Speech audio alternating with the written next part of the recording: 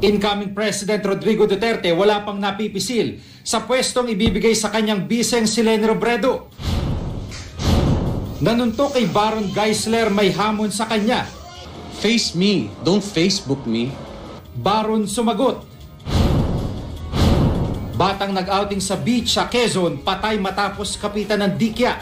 Biktima tila nalatigo at napaso ang katawan.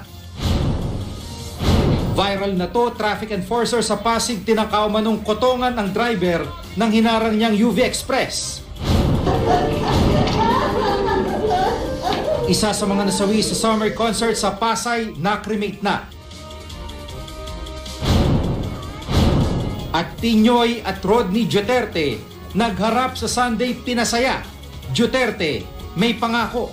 3 to 6 months magka-girlfriend ka na, Noy.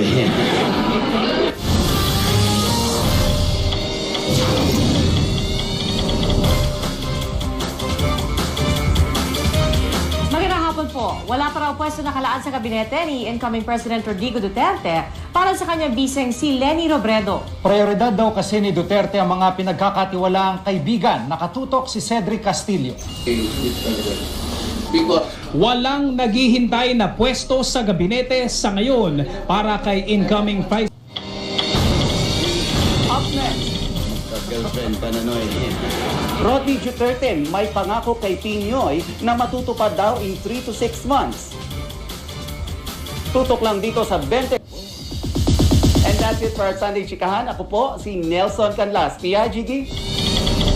Salamat Nelson at yan po ang mga balitang ating tinutukan ngayong weekend mula sa Tahanan ng Katotohanan. Ako po si PR Kanghel. ako si Jigo Manica, dito ang GMA, walang kinikilingan, walang pinoprotektahan. Walang kasinungalingan, serbisyong totoo lamang at dahil hindi natutulog ang balita. Nakatutok kami 24 oras.